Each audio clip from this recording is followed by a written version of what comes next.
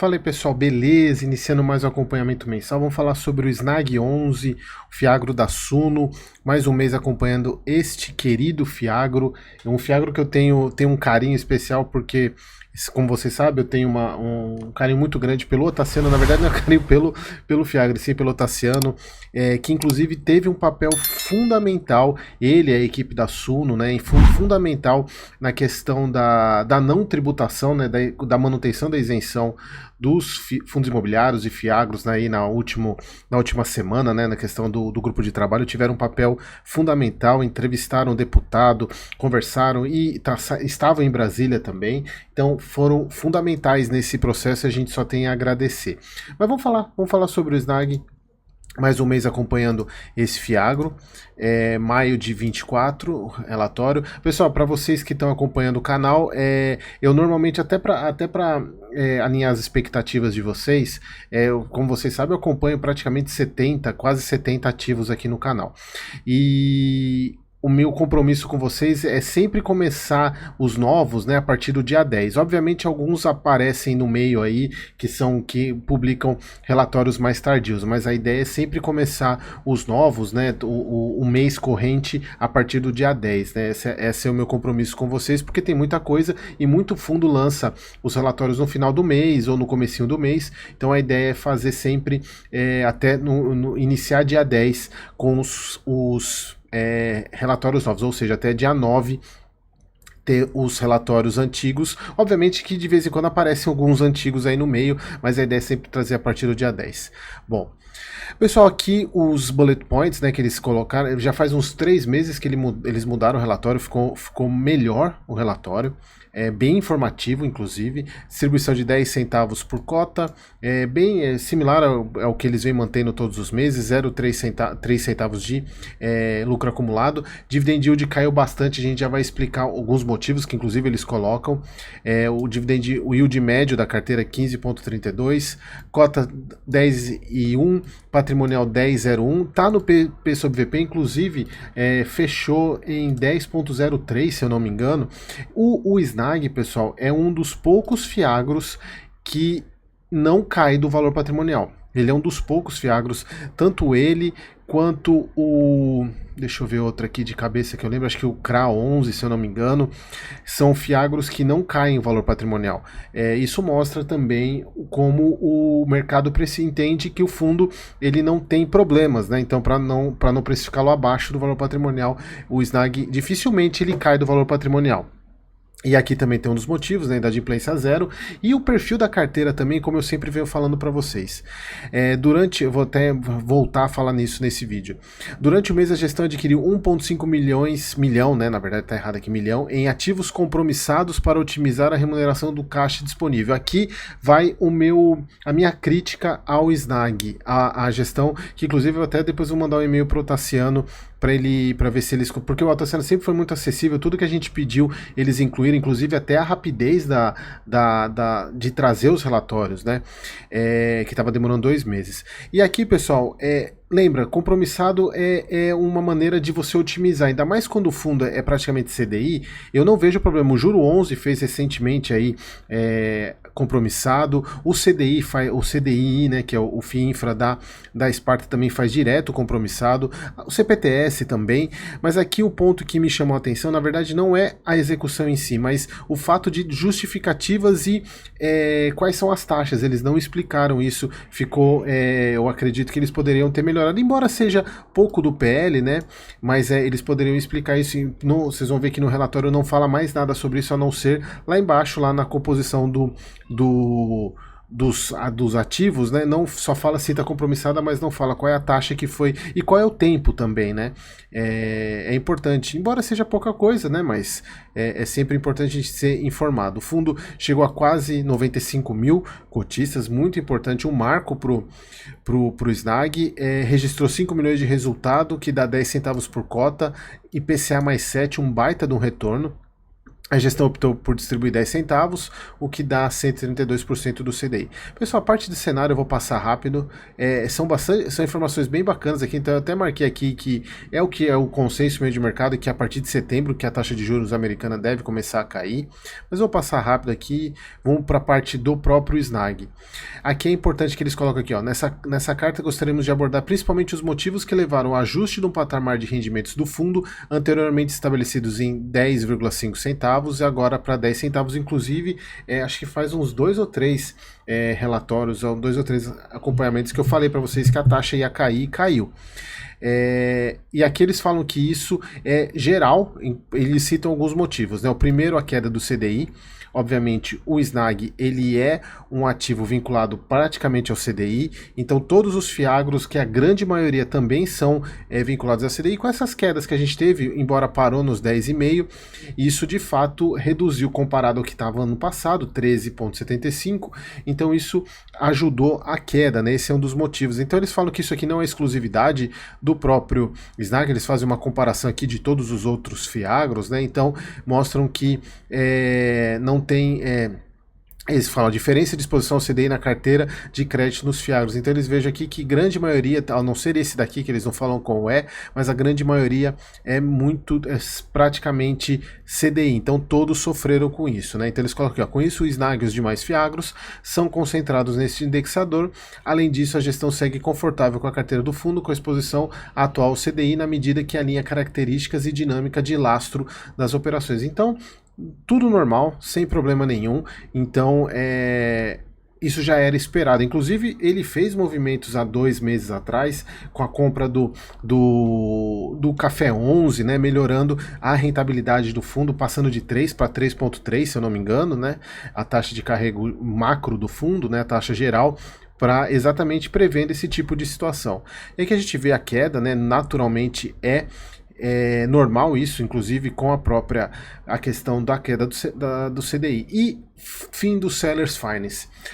Pessoal, isso aqui é educativo para vocês entenderem tudo que eu sempre venho falando, principalmente para quem assistiu o vídeo de domingo passado ou retrasado, agora eu não lembro, quando eu falei sobre vocês tomarem cuidado em analisar um fundo, qualquer seja, fiagro, fundo imobiliário, apenas pelo dividend yield. Porque o que é Sellers Finance, pessoal? É aquele negócio quando o fundo compra um ativo, compra um imóvel, já começa a receber o aluguel dele, todo do inquilino, no mês seguinte, só que ele não pagou todo o imóvel ainda. Por exemplo, ele faz uma compra parcelada, ele paga 20% no sinal e depois paga o restante depois de 1 ano, só que ele já está recebendo todo o aluguel ali. Então, isso você aumenta o yield. Exatamente porque você está alavancado, você tá com uma dívida para pagar, mas já está recebendo o dinheiro. Por isso que a gente vê algumas compras, né, falando que o yield 40%, 50% no primeiro ano. Obviamente porque você está recebendo toda a receita de aluguel, porém não pagou o imóvel ainda. E essa operação se chama Sellers Finance, e isso é comum, a gente vê de todas as vendas aí que eu trago para vocês, basicamente quase todas são assim. E aqui mostra que na hora que acaba isso, o dividendo volta para o que deveria ser, ou seja, volta para o patamar normal. E aqui é importante que eles colocam isso, né, que a questão do dividendo alto, né, isso foi possível graças ao processo de Sellers Finance, que inclusive o Snag é um dos poucos fiagros que não é só crédito, ele tem propriedade, que ele tem a fazenda Sorriso, que acho que foi 30 milhões, 30 milhões aqui que eles compraram, e eles falam aqui, ó, porém efetivamente pagou por essa aquisição 120 dias após a assinatura do contrato. Então, foram 4 meses aí recebendo os valores dessa fazenda sem ter desembolsado nada. Isso aumenta muito o dividendo. E a gente está falando de 4 meses, a gente está falando de praticamente quase 30% do ano, né? 30%, 40% do ano. Então é muita coisa. E aqui é importante para vocês entenderem que quando acaba o que eu digo, quando o fundo termina de pagar o imóvel, o dividend yield vai caindo. A partir do momento que ele paga, esse dividend yield vai caindo até estabilizar no valor como se ele tivesse comprado à vista. Por isso que eu acho muito importante vocês, aqui é um exemplo e isso é muito didático para vocês entenderem a importância de vocês tomarem cuidado em investir em fundo imobiliário apenas pelo dividend yield. Se você não assistiu esse vídeo, procure aqui no meu canal, é um vídeo de domingo que é dividend yield, eu não lembro agora o termo, eu vou deixar na descrição desse vídeo esse vídeo para vocês assistirem, quem não assistiu ainda. Eles falam que a estratégia resultou um significativo aumento do resultado do fundo, obviamente, né, porque ele recebeu integral e não tinha pago ainda.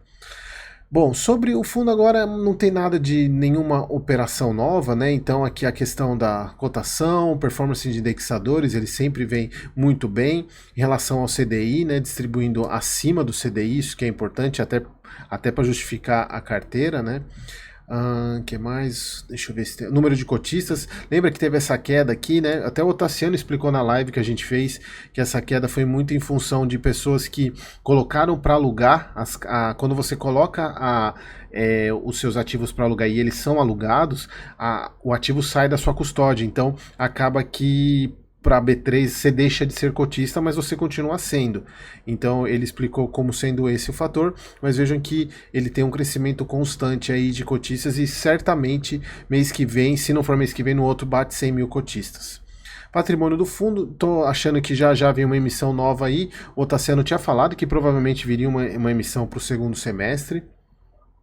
A gente tem que aguardar, e pro SNAG eu acho fácil, tá? Porque ele dificilmente, mesmo nessas situações ruins que a gente está passando, situação econômica que pressiona as cotas dos fundos imobiliários, o SNAG vem se mantendo muito bem, cota com valor patrimonial. Continua com 3 centavos, né? Que mais aqui? Resultado. Aqui, a parte tem 270 devedores, isso também ajuda muito o fundo, embora se mostre como boa safra, mas são produtores da carteira da boa safra, né? Então não é da boa safra o CRI.